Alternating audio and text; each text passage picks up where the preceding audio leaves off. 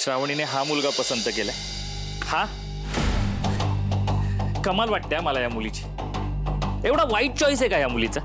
तिच्याकडे दुसरा पर्याय आहेच कुठे? मॉम पण मला सांग, तिने मुलगा पसंत केलाच कसा? आणि मॉम काय चालवलंयस ग तू? तू काय म्हणाली होतीस मला की श्रावणीशी तुझं लग्न लावून देते, पण हे आता तिला फोटो दाखवणं, तिची पसंती विचारणं, हे सगळं काय चाललंय? काय करतेस तू? सरळ सरळ मामाला सांगून टाक की मी त्याच्या बहिणीचा मुलगा आहे, आणि तसंही मामाच्या मुलीवरती भाच्याचा हक्क असतो। सोड ना, तुला नाही कळणार या गोष्टी। मी तर म्हणतो तू आहे ना सरळ मार्गाने कधीच जात नाहीस। ए बासा, माझ्यावर आवाज चढवून बोलायचं नाही आणि अलकनंदाला प्रश्न विचारायचे नाही, कारण जिथे जगाची विचार करण्याची बुद्धी थांबते ना, तिथून अलकनंदाचा विचार सुरू होतो, हे लक्षात ठेव। आणि तुझा शहाणपणा चालवू नकोस। कुठे करायचं, काय करायचं, कसं करायचं हे सगळं मी ठरवलंय, तू फक्त बघत राहा। अगं पण मॉम, जर त्या मुलाने श्रावणीला होकार दिला तर माझं लग्न श्रावणीशी होणारच नाही, आणि मग आपल्या हातून ही संपत्ती सुद्धा जाणार। अलकनंदा इतका साधा सोपा सरळ डाव खेळत नसते। जीत आपलीच होणार आहे, पण हारणाऱ्यांना ना प्रचंड त्रास झाला पाहिजे, म्हणून सोपा डाव तिरकस पद्धतीने खेळते मी। तुझं लग्न श्रावणीशीच होणार, फक्त थोडा धीर धर आणि उद्या बघ काय होते ते। उद्याचा घाव लेकीमुळे बापावरच बसणार आहे, बाकी जे व्हायचं ते होणारच।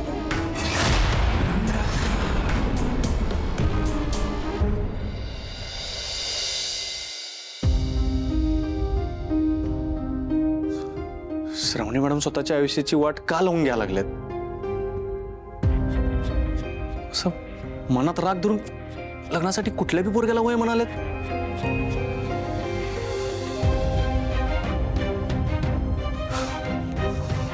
आणि मी पण त्यांना लग्न करण्यापासून नाही थांबवू शकत। मला काय करायचं सुचना झालंय। या या या या या लाजू नका।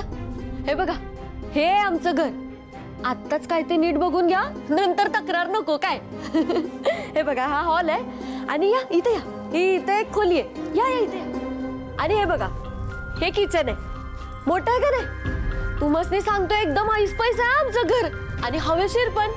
आवडलं ना हो तुमसनी? स्वीटीचा आवाज? स्वीटी, अगं काय चाललंय? काय झालं आत्या? नाही, घर दाखवायलायस ना म्हणून विचारते। होय आत्या, कसं आहे ना, तुम्ही तर काही दिवसांनी इथून जाणार ना घर सोडून।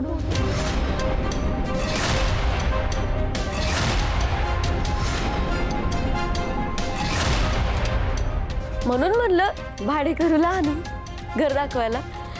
ही एवढी रूम अख्ख्या कोल्हापुरात हुडकून पण सापडणार नाही हो, केवढं कमी भाडं आहे। स्वीटी, पण आम्ही कशाला कुठं जाऊ?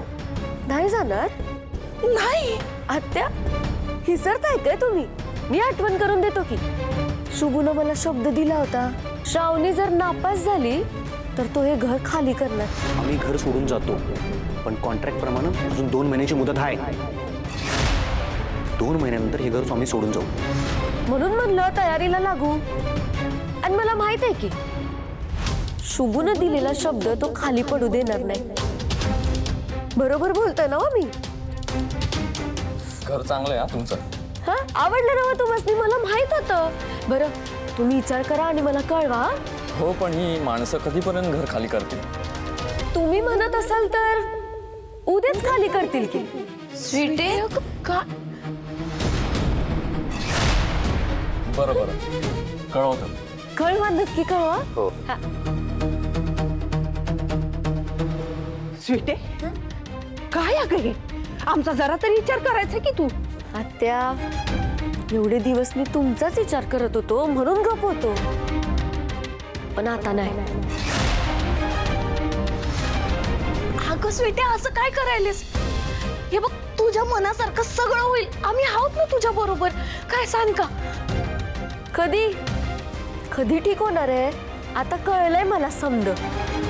स्वीटी, असं कसं वागू शकतेस ग तू? तू नको सांगूस मला मी कसं वागायचं ते। स्वीटे, पर असा तडकाफडकी निर्णय घेऊन नाही चालत ग। अगं स्वीटे, शुभू जे काय बोललाय ना तो रागाच्या भरात बोलला. अगं अगं आता त्याचं मन बी बदललंय की, होय का ना शुभू? असं असेल तर मग ठीक आहे, तुम्ही राहू शकता इथं. होय होय स्वीटे, लय उपकार झाले बघ तुझे. पण माझी एक अट आहे. चालतंय की, काय अण्णा सानिका, तू म्हणशील ना तसं करू, सगळं मान्य आहे. हा? ते आधी माझी अट तर ऐकून घ्या. सांग की मग. शुभूनं माझा समद्यांसमोर अपमान केलाय ना व, मग त्यानं समद्यांसमोर माझी माफी मागायची.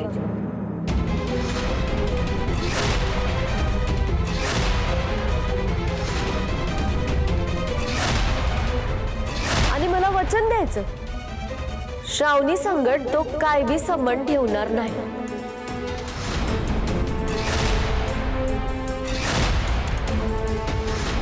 हाय कबूल? ए स्वीटे, कसली माफी? ना मी चुकीचं बोललोय ना मी माफी मागणार. बघितलं आत्या, तुमचाच विचार करत होतो ना हो मी. बघा की कसा वागायलाय तुमचा पोरगा. बरोबरच वागतोय, पण तू चुकीचं वागायलास स्वीटे. अच्छा, म्हणजे तू आता माफी मागणार नाहीस तर माझी. या जन्मात तर नाही. ठीक आहे, मग उद्याच्या उद्या घर खाली करायचं.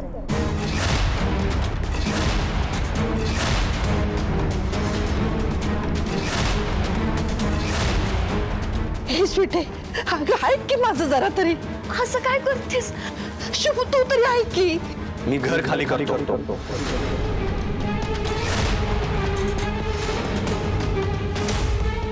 येत्या 2 दिवसात मी तुझं घर खाली करेन, समजलं?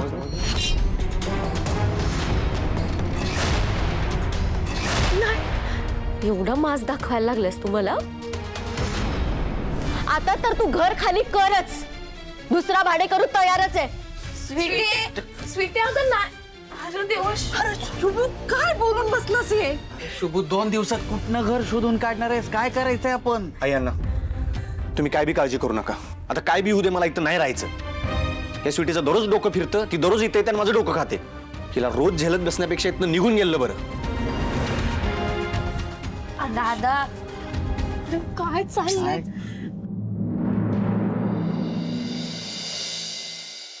सगळी तयारी झाली ना रे? हा बरं, अपर्णाला जाऊन सांग श्रावणीला पटकन तयार कर. ऐन वेळेला तयारी करत बसू नकोस म्हणा. जा जा जा लवकर, पाहुणे येतीलच आता इतक्या. विश्वंभर, मी आत्ताच पाहुण्यांना फोन केला होता, ते येतच असतील एवढ्या.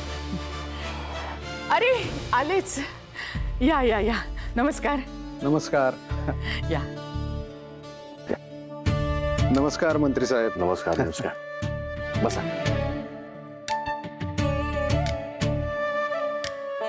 विश्वंभर, मी तुझी पाहुण्यांची ओळख करून देते.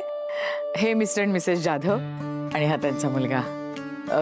इम्पोर्ट एक्सपोर्टच्या व्यवसायात आहेत हे, आणि हॉटेलिंगचा पण ह्यांचा खूप मोठा व्यवसाय आहे बरं का.